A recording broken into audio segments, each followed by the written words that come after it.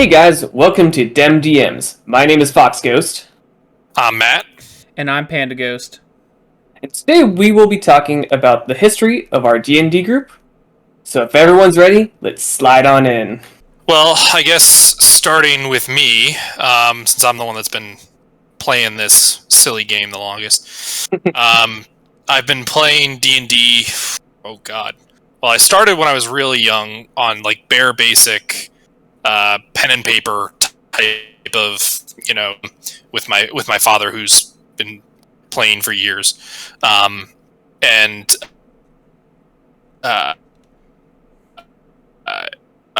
I would say, 13 or so, I finally was able to get in for a real game of D&D in his group for a time.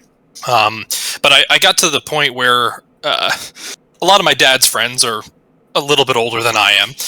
So I was kind of trying to find people my own age, which I felt would help in multiple regards. And so, as luck would have it, Fox Ghost over here was hanging out in my gym class the one day, and I don't know what persuaded me to run over to him and talk to him, but for some reason I reached out and we got to talking, and as most things happen with me in my conversations, it led to D&D inevitably. And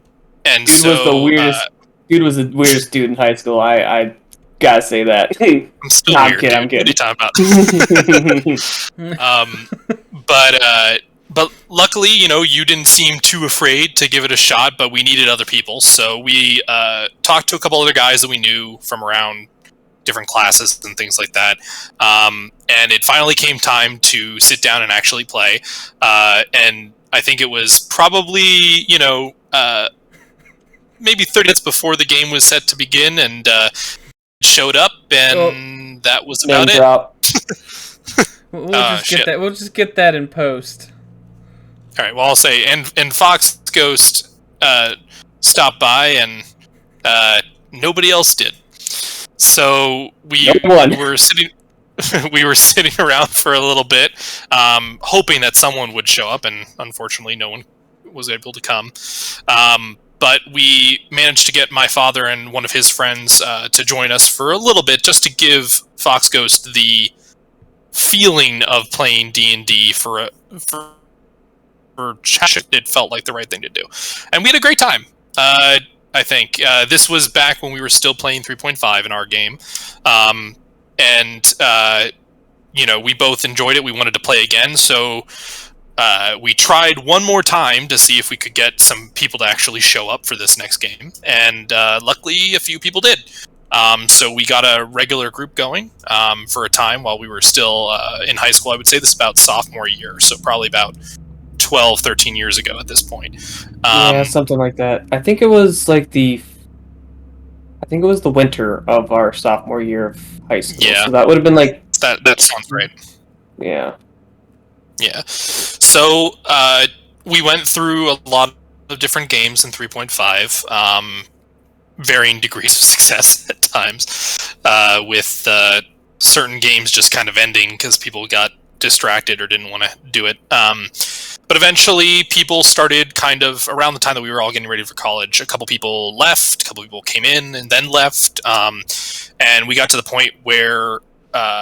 I think it was around the time the 5th edition had come out, where I think it was me and then 3 players, including Fox Ghost, and we needed somebody else. And so, luckily, Fox Ghost's friend over here, Panda Ghost, decided to lovely join us for a brief stint. Yes, and I also introduced us to 5th edition. So yeah, I think you came in. Yeah. Yeah, I think when you came in, it was still tail end of when we were playing 3.5. I think you guys had just TPK'd in a 3.5 game. yeah. Unfortunately. What? Yeah. The what Mind 3.5 games did we... Oh, that's right. So that was Barrow the Forgotten King Adventure Path, where you guys got to the end and died a couple times, and then finally it stuck. But yeah, so Panagos came in, and we all kind of took the time to think about switching over to 5th edition, which is a big thing because up till that point, most of us had only played 0.5. We did a little playtest for 5th edition that was first announced, but yeah, I do remember that. So then, it was totally different than what it is now, though. Yeah, it was a lot more, a little bit more gritty in terms and crunchy in terms of the gameplay, but we ended up liking 5th edition for the little bit that we started off in the Tiamat game, Tyranny of Dragons storyline. Got through that, enjoyed it for what it was. It wasn't the best adventure we'd ever done, but it was fun. That's the first. That's the first pre-written for 5th edition, right? Yes, it so, was. Yeah. Outside of the playtest material, but yeah. Right. Yeah. And so just kept playing, and it's been, I don't know, a good 8 years maybe that we've been playing 5th edition. I don't exactly know the number off the top of my head. It was somewhere around not that much. We're in 20. Are you sure? It was. We're I in feel like we were still in 2022, college. and oh shit. No, it's only been 5 years. It's only been 5 years. That's what I was thinking. I was thinking more like 5. I graduated college in 2017, and it's 2020. So yeah, it's really been 5 years since we started playing. Wait, no, are you sure? No, I think that might be right. I think it's closer to 7. No, because I graduated May 2017. Yeah, but we had already been playing before that. No, we hadn't. Yeah. We had started right as I moved down to Maryland. Oh. Yeah, I guess you're right, huh? Yeah, like almost right after I graduated. Well, no, it would have been fall. It would have been fall of 2017. Yeah. Yeah, I think you're right, yeah. 2017. Yeah. But, I think, and you guys can speak to your own instances, but, there's always that, for me at least, there's always been that one moment, that I knew that this is a game that I was going to play for years as like a main hobby. And it's the main thing that I do, evidenced by the stuff on my wall behind me. It all comes back, I think, for me and possibly for you too, Fox Ghost. The first game that we ever played. It's obviously separate from each other, but yeah, I remember the first action I ever took in D&D. Do you remember what it was? Running up a tree. Yep. I believe. Yeah. I'm like, can I climb a tree? And that was just. And it was weird because that was pretty much the first time that I had DM'd, was also the first time that you played, and I was like, I guess so. I don't know why you wouldn't be able to run up a tree, And so it was it's always one of those things where I think you need that one moment that kind of solidifies you. Panda Ghost, any moments stick out to you in terms of memorable, or at least something that would have hooked you early? Yeah, but it wasn't actually until way later. So, I had known these guys for a lot longer than I was playing with you guys, but, and I would sub in for the cleric from time to time. Poor guy. His mom. Yeah. That's unfortunate. But she did not like him playing D&D with us. So.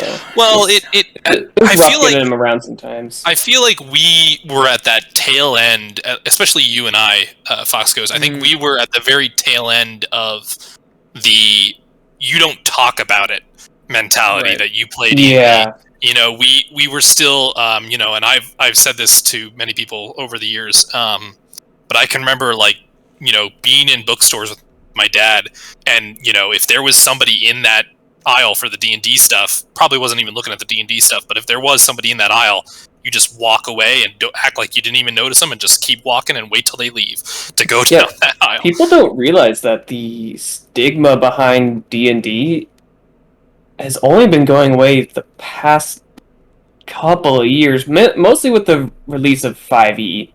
Yeah. 5e really brought D&D into a more mainstream. But even then, it was still a little on the down low. But I think what really helped its success is things like Critical Role and Stranger Things because they have Yeah. D&D in that. So Yeah, I think I a lot of people forget the impact of Stranger Things on D&D. A lot of people, and also I think just the purchasing of WotC by Hasbro, I think gets discounted a lot for improving the perception of D&D. Yeah. I think it's interesting too because going to the Hasbro point, you can see advertisements for all manner of toys and things like that and games that Hasbro produces. I haven't seen a single D&D commercial, ad, anything aside from stuff that I see on YouTube. You know what I mean? Like Right. it's really.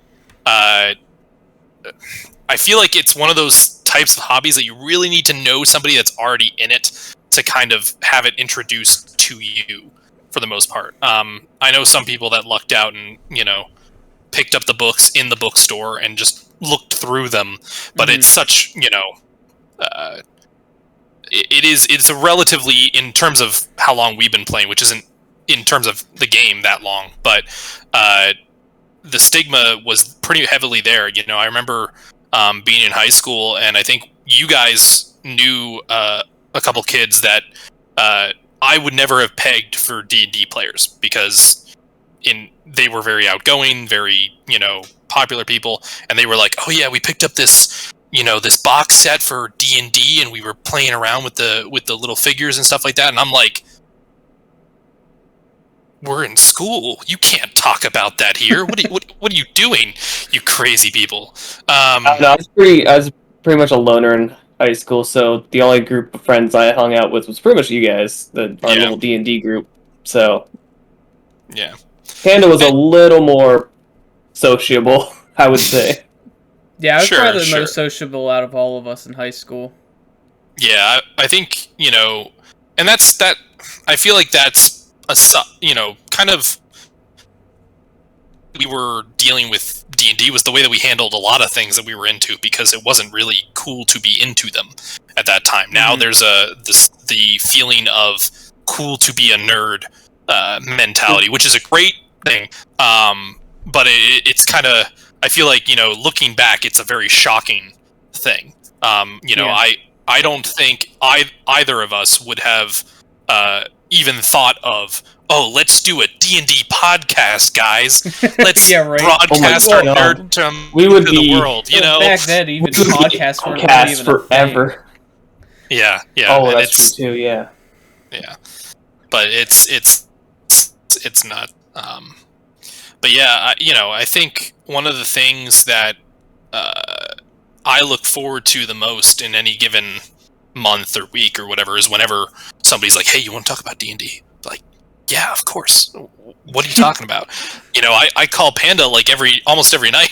We talk for a good hour and a half. That's why this podcast started. Yeah, we're like, we are talking for an hour and a half about something that other people probably want to talk about too, and we can kind of bring that kind of conversational dialogue to this rather than we never want to come across as people that feel like we know what we're doing half the time and want to dictate to you. We have no clue what we're doing. Yeah, exactly. I mean, it's very much, we are the typical, D&D player who, plays at a table or online or whatever the case may be, and, just likes hanging out with their friends and talking about it. So, yeah, that's very much where this came question, from. Though, you asked about my first ever D&D moment, like Fox climbing the tree. I didn't have that till way later because I had started out DMing in college. I played a little bit in a group in 3.5, but it kind of fizzled. And I ended up forming up my own group and DMing, so I didn't really get to play that much until 5th edition. And it wasn't my D&D moment wasn't even in our group. It was in a friend of mine that Fox is friends with his brother, and I was living near his. Anyway, I had found a group. I had found a group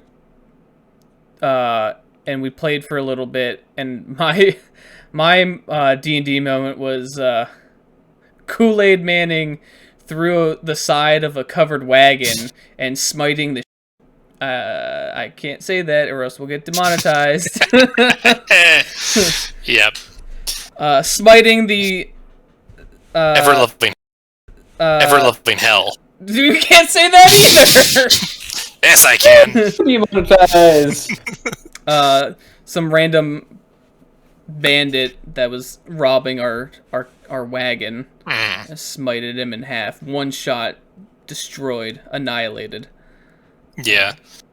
I feel like the ones that I've heard are always kind of like the moments where you're like, I've done something similar in other games, but never had it feel like it was an option, or I had as varied options as I have now. You know what I mean? Like, I think my moment probably goes back to the first game I ever played in that my dad actually ran.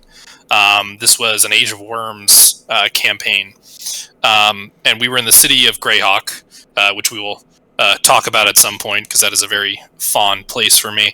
But we were going through a crowd, and I think it was something like I had rolled a spot check, seeing that somebody was about to pickpocket one of my party's characters, and I just kind of went up as the rogue with dual wielding short swords and just kind of wrapped one short sword around his throat and shoved one into his back and just kind of said, you might not want to do that. And I think in retrospect, thinking about it now, I feel like it was described that it was like a very young kid. Oh, which is jeez. not a great image, but at the same time, it was fun, and I was like, I want to do this, and he's like, okay, cool, you do it. And that was the little bit of moments like that, I feel like, are what set D&D apart from a bunch of other RPGs or video games or whatever that you can get into. Especially video games.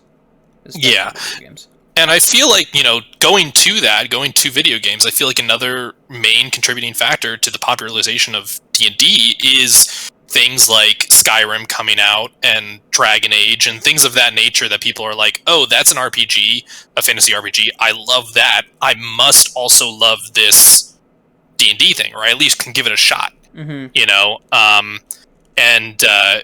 It's one of the things that, it's funny because I feel like it's the same token, and it's kind of weird with the popularization of Critical Role, with the idea that everyone wants to play an RPG.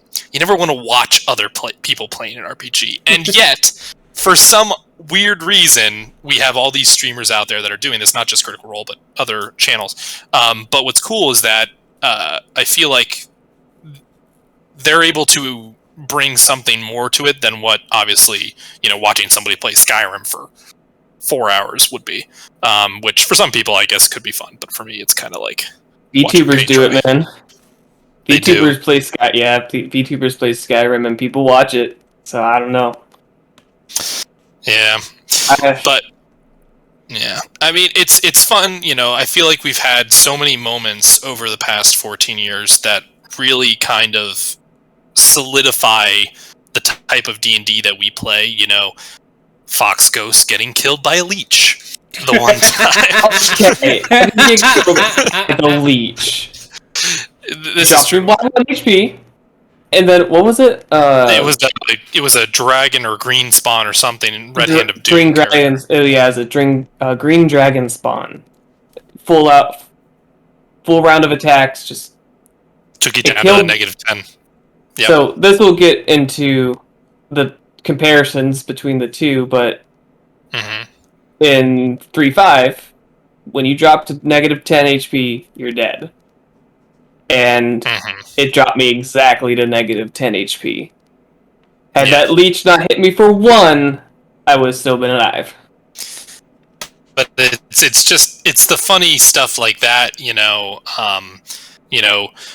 Panda Ghost, the whole thing with one of your characters basically just transforming completely into this undead evil creature thing in the Curse of Strahd campaign, where friend.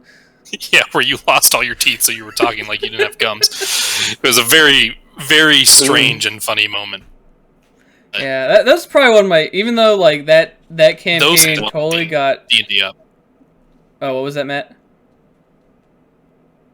Oh, I was just saying. Yeah, we lost him. Oh no, we didn't lose him. Like those types of things. It's those types of things that kind of bring D&D to a higher level than some other.